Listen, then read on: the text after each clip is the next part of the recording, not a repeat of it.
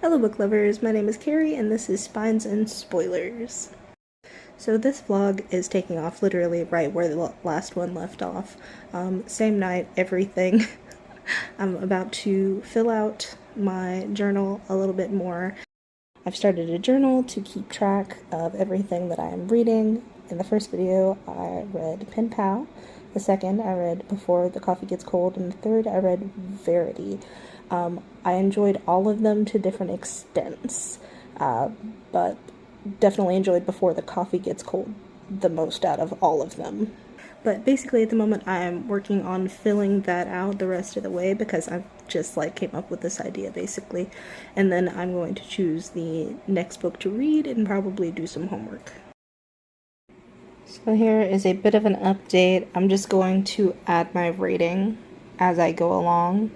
I also started these Witches Don't Burn. I'm not going in order or anything like that. I'm just going based on what I feel like reading or listening to at the time.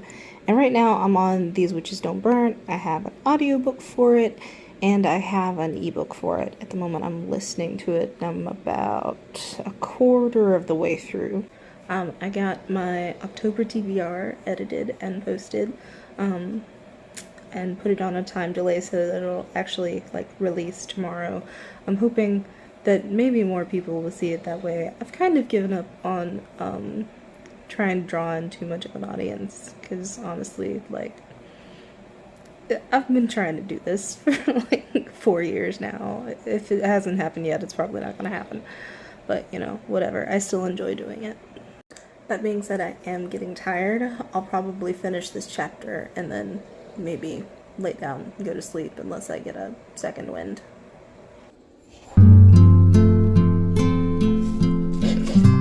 Making a mess, making a mess.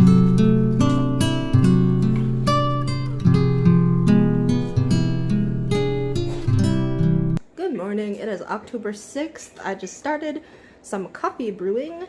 I need to try and get as much homework done today as I can before leaving. I'm going to a concert of sorts. Not a concert, more of a performance? I don't know. It's put on by her favorite podcast people. That's right, it's the Well-Read Comedy Tour. That's what it is. Okay. I was supposed to listen to some of the podcast ahead of time, as homework, but I did not, so we're just gonna kind of try and get by. That's entirely my bad. My mom really likes them though, and we've bonded a little bit over it, plus I just want to spend time with my mom, honestly, and I'm not sure that she would have gone if she had to go alone, so yeah. But yes, this is not unfortunately a chill morning where I get to sit down and play Animal Crossing. I have to do so much homework and then go do the things that are fun.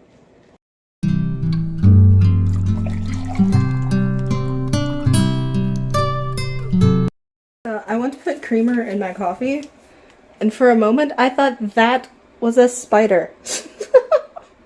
I'm an uncultured swine because I have no idea what that is.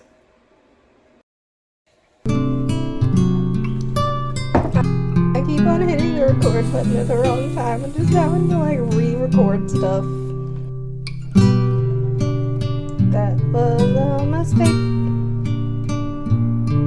Never done this on camera.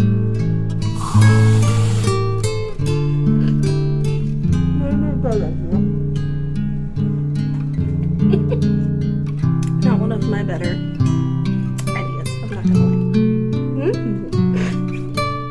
lie. Okay, I'm almost done being extra. There we go. So I'm going through to make my breakfast and realized there's so much stuff that we have to use before we move. There's so much crap that would not be able to make the 2-hour drive we're gonna have to make in order to move. So that's unfortunate. I'm officially on my way to the show, just about to pull out now.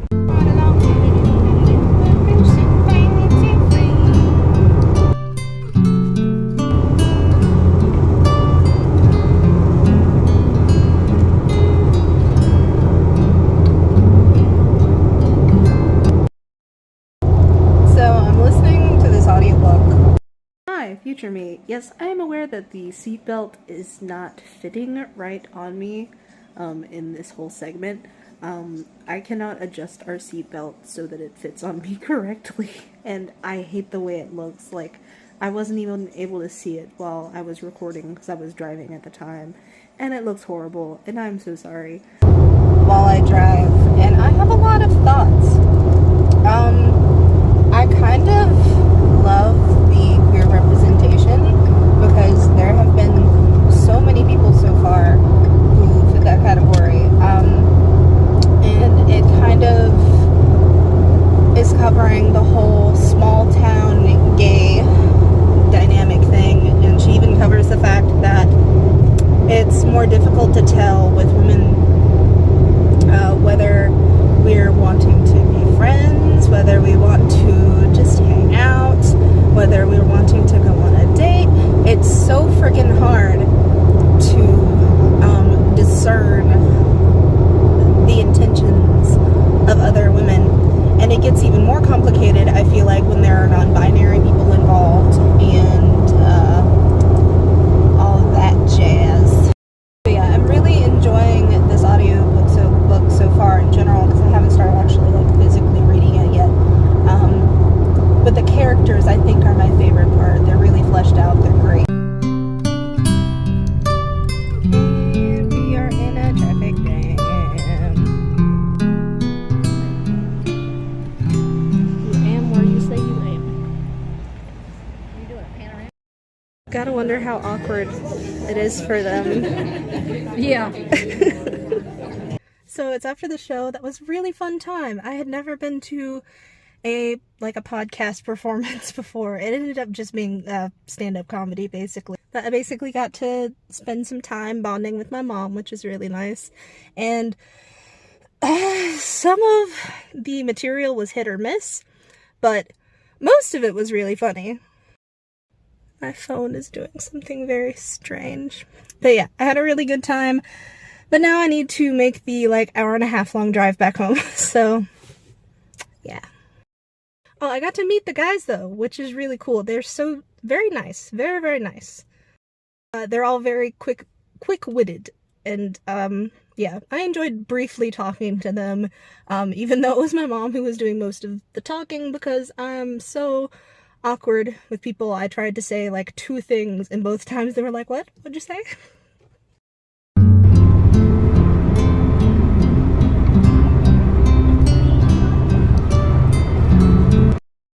So I got to the point in These Witches Don't Burn where they reveal who the witch hunter is, and let me tell you, I'm pissed. Okay, I'll say more when I finish it, and that part will be more spoilery. But right now, I'm just gonna say that I'm pissed, and that I didn't see it coming, and I can't believe they did this to me. Okay, so this is where things are getting spoilery. I'll give you just a few seconds to go ahead and skip to the front of the video. Okay, that's enough time. So, what the fuck, Benton? What the hell, man? I can't believe you. Like, I had so many suspects in my mind going into this. It's like, oh, it's probably that person and that person. And I figured that Morgan was a red herring, which she was.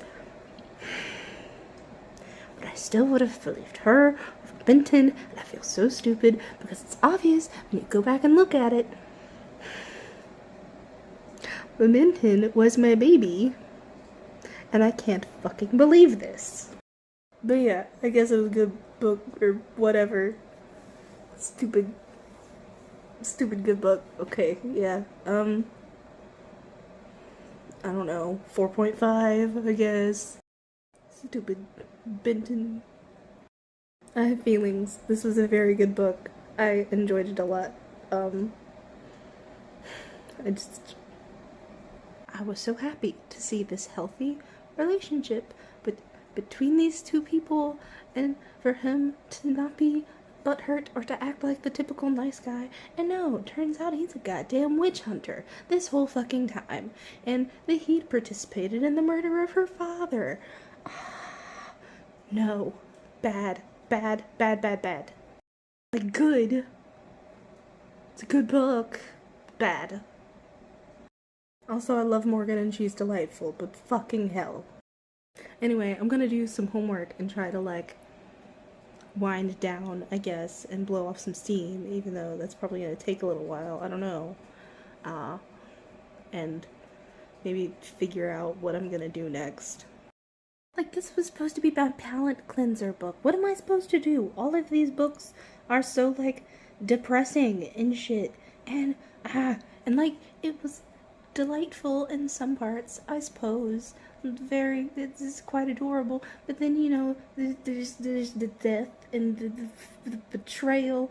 And this was supposed to be my cozy, atmospheric, wholesome little palette cleanser. And you know what? I loved it. I fucking loved it. But you know what it fucking didn't do? It didn't fucking get me. Like, what am I gonna do? All the rest of this is so dark. I did not plan this out well. I should, like, in the future, I might just, like, pick out one fluffy book in particular that I know for a fact is fluffy to go with the rest of it in case I just pick out a bunch of depression. Anyway, I give it a 4.5 or whatever. In all seriousness, I'll probably start The Push next. I feel like I've done more reading than I actually have. And it's because I've been reading other books as well on top of these. So I feel less productive than I have been, I guess. But I've also read Dream Thieves, Slewfoot. I'm working on The Haunting of Alejandra, and then there's a book that I reviewed for NetGalley that I can't remember the name of. Given that it's only the 7th of October, though, I would say that I'm still making pretty good time. Especially since I didn't start until, like, the 3rd-ish. So, I'm not gonna lie, I'm bored out of my mind right now. I started listening to The Push, and I cannot get into it. Maybe I'm just tired, I don't know. But I also did a small amount of digging, not to, like, get spoilers than anything, just to, like, see a little bit more about what the book is about, to see if it would catch any more of my attention. And saw it described as misery lit, and, like, I don't think I can do that right now, especially, like, knowingly. And with how miserable the last few books have been. I need something not miserable, please. So I'm thinking what I'm going to do is take this one, put it back in the pumpkin, and draw out another name. And then The Push will be in there for me to draw at another time. Maybe I'll be feeling in a better headspace by then, because it does sound legitimately interesting. I just don't want to read it right now, and I don't think I'll want to read it anytime soon. So, yeah, that's what I'm doing. Okay, you guys are witnessing this. I'm rolling it back up to put it back in the pumpkin somewhere over here.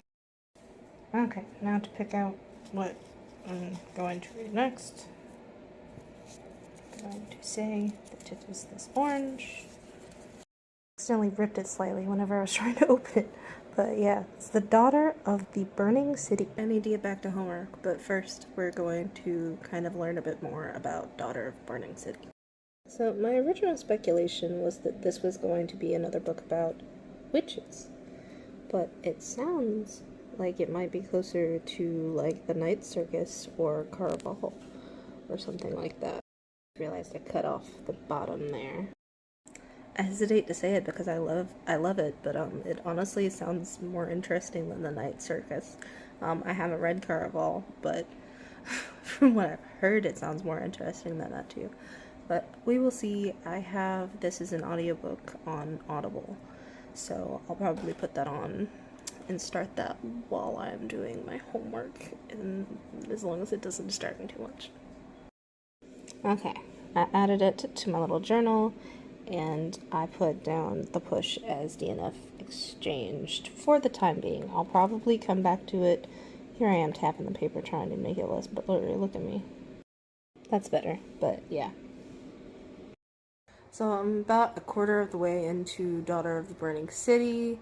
I'm enjoying it so far, but I'm noticing like a lot of similarities to these Witches Don't Burn, honestly.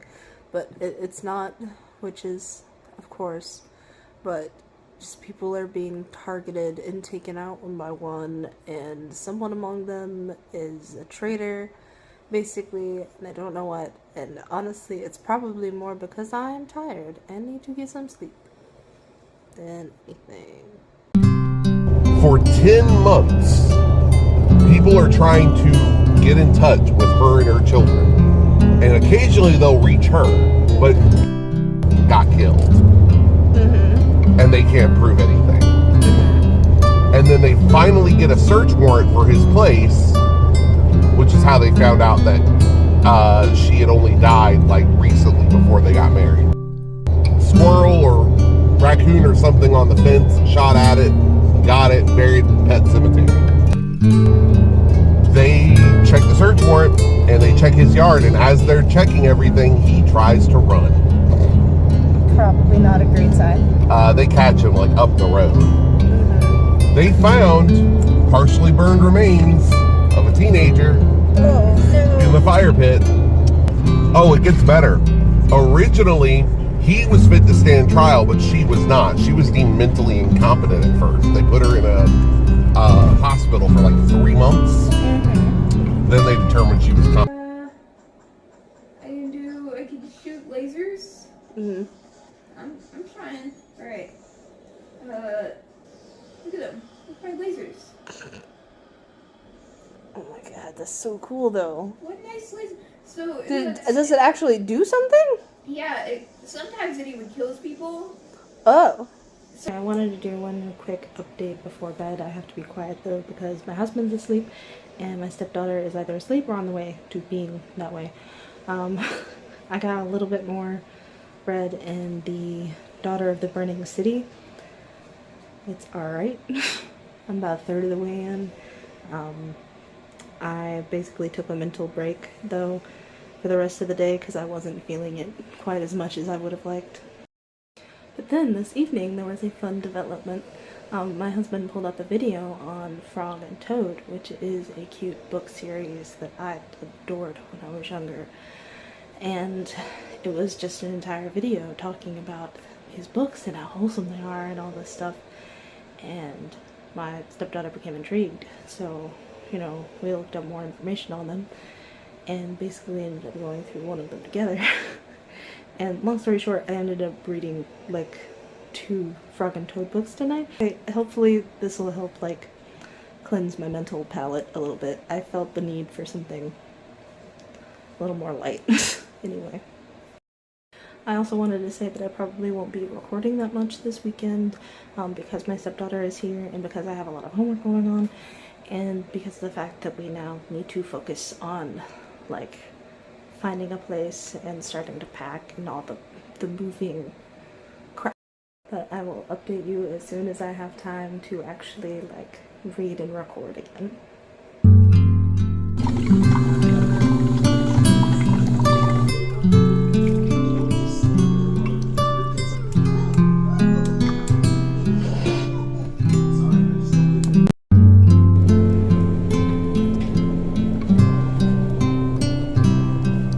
Christmas stuff for October.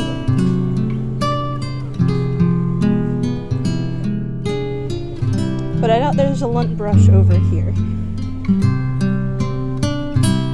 Ooh, cute! Oh, Christmas shit.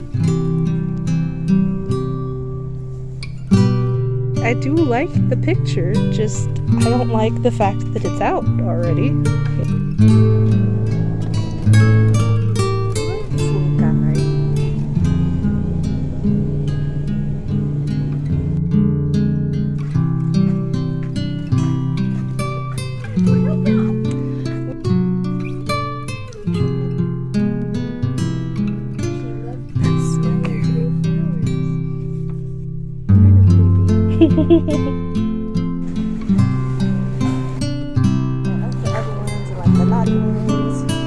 that guy with the warts.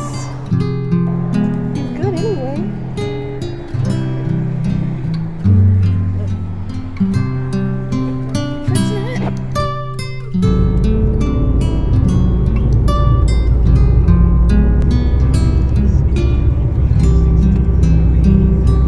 Okay, this lighting is absolutely terrible. I dropped off my stepdaughter and I'm about to do some homework. I'm over halfway through The Daughter of the Burning City, and it's really interesting so far. I don't know really why people compare it to The Night Circus so much.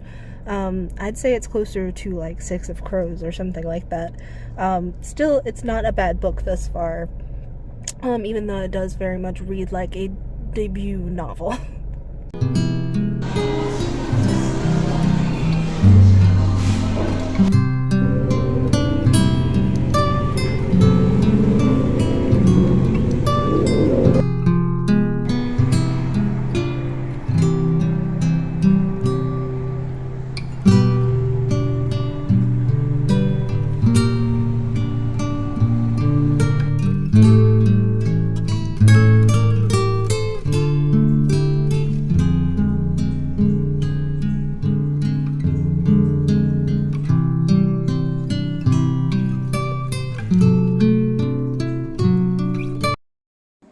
I accidentally turned my retouching bar all the way up.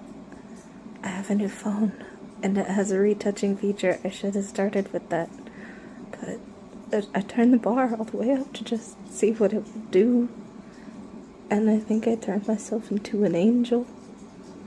Something, I don't know.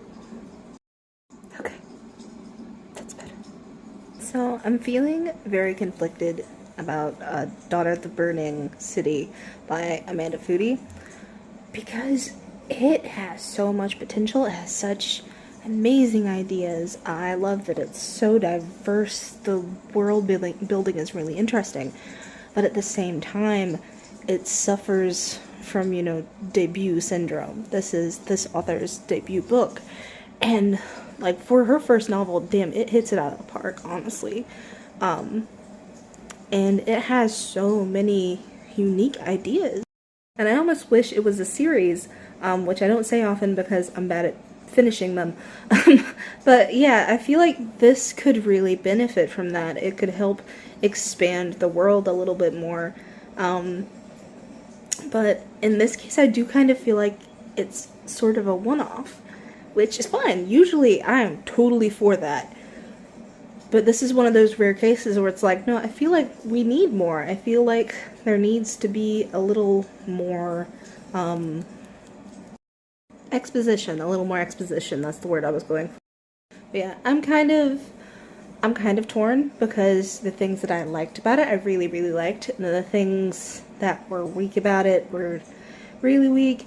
I did appreciate that there was so much diversity, though. That's not something that I expected. The main character is bisexual, sister's a lesbian, potential love interest is possibly demisexual-ish, somewhere on the aromantic spectrum, which I know is weird for a love interest, but that's kind of why I really like it, because I myself am demisexual, and you know, I'm also polyamorous, so I think we do need that representation to show people that, you know, hey, just because I'm on that spectrum does not mean that I don't want that at all. It doesn't mean that I don't want relationships, that I don't want sex, or anything like that.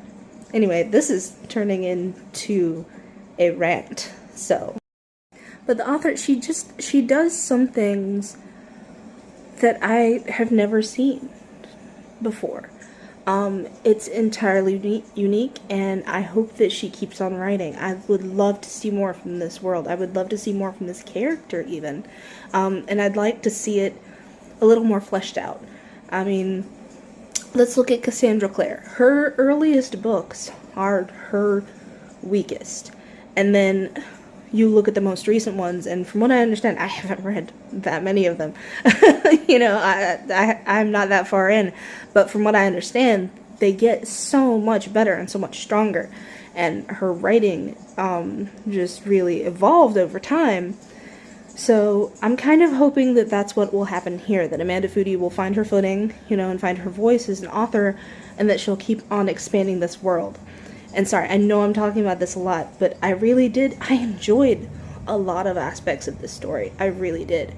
And yeah, I'm talking in a circle. You know what I'm saying. As for what I'm rating it, I'm kind of torn. Like, I know it's not a 5. It's not a 4.5.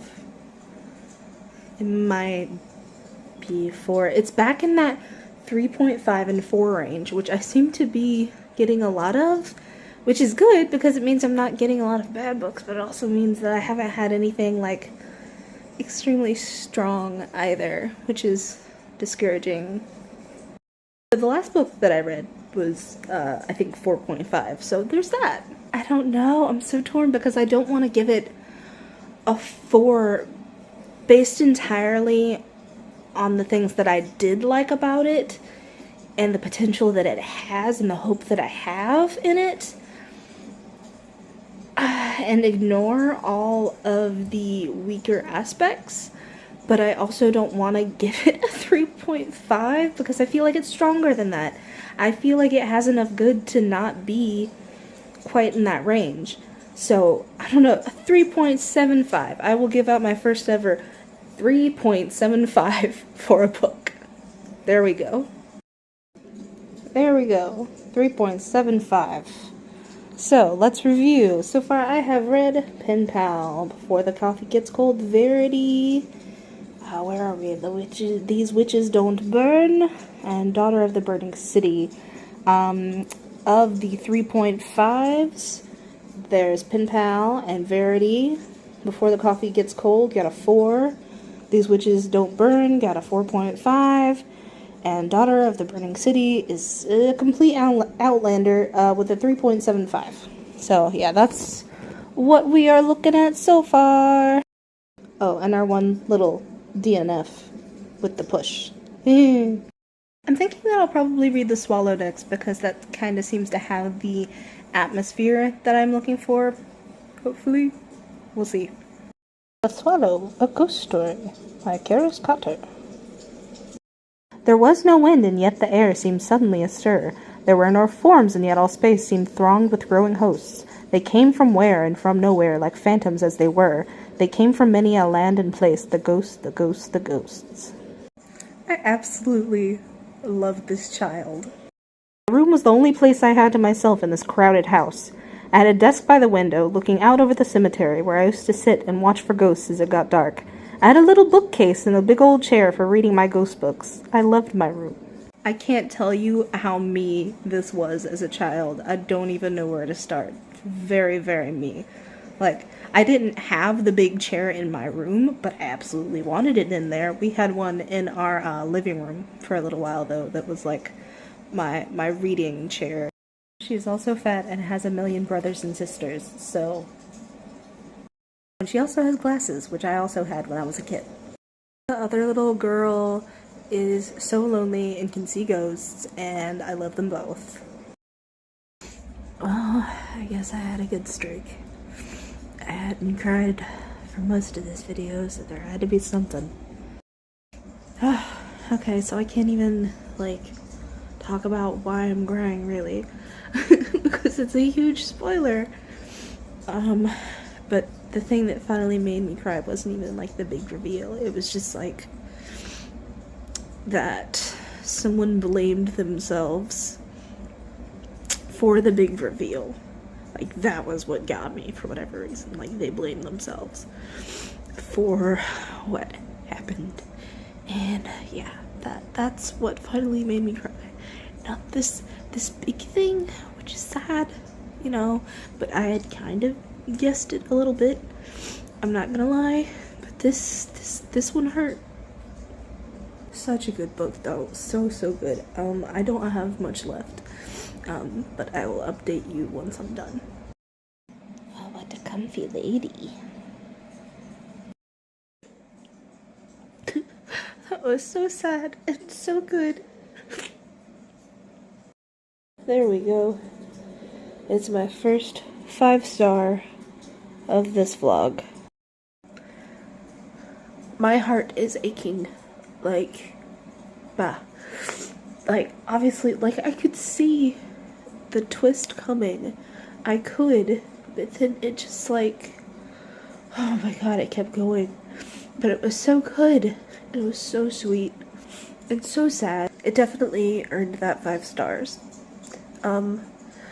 I can see why this book would be frustrating for some other people because the perspective keeps changing, but it was not an issue for me. The 5-star review is for me. Like, I can see why other people would have issues with it, but I did not. I loved it. It's definitely one of my new favorite books to read around this time of year in particular. It's not the type of book that my stepdaughter generally reads, otherwise I would suggest it for her, but yeah. So good. I would give it more stars if I could, honestly. It's, yeah. And it's not long at all because it's a middle grade book. Like, a middle grade book made me cry this hard. I just, like... I want to end this portion of the vlog shortly, but I have one more thing I want to do first. It was October. The leaves had fallen off the trees. They were lying on the ground. I will go to Toad's house, said Frog. I will rake all the leaves that fall on his lawn. Toad will be surprised. Frog took the rake out of the garden shed. Toad looked out of his window. These mussy leaves have covered everything, said Toad. He took a rake out of the closet. I will run over to Frog's house. I will rake all of his leaves. Frog will be very pleased. Frog ran through the woods so that Toad would not see him. Toad ran through the high grass so that Frog would not see him. Frog came to Toad's house. He looked in the window. Good, said Frog. Toad is out. He will never know who raked his leaves. Toad got to Frog's house. He looked in the window. Good, said Toad. Frog is not home. He will never guess who raked his leaves. Frog worked hard. He raked the leaves into a pile. Soon Toad's lawn was clean. Frog picked up his rake and started home. Toad pushed and pulled on the rake. He raked the leaves into a pile. Soon there was not a single leaf in Frog's front yard. Toad took his rake and started home. It blew across the land. The pile of leaves that Frog had raked for Toad blew everywhere. The pile of leaves that Toad raked for Frog blew everywhere. When Frog got home, he said, Tomorrow I will clean up the leaves that are all over my own lawn. How surprised Toad must be. When Toad got home, he said, Tomorrow I will get to work and rake all of my own leaves. How surprised Frog must be. That night, Frog and Toad were both happy when they each turned out the light and went to bed. Isn't this the cutest? Okay, I feel a little better, and I figured it would be nice to share that little story that is close to my heart. That being said, that is the end of part 2 of my reading vlog. Thank you so much for watching. I really, really appreciate it. I hope that you are staying safe, that you're enjoying the fall season, you know, that you're getting the most out of it that you can, eating all the fall treats, going to pumpkin patches, you know, playing in the leaves, doing all that stuff. It's just like the best time of year, and I hope that you're enjoying it. Sorry that I'm still sniffly and stuff. That book really got to me.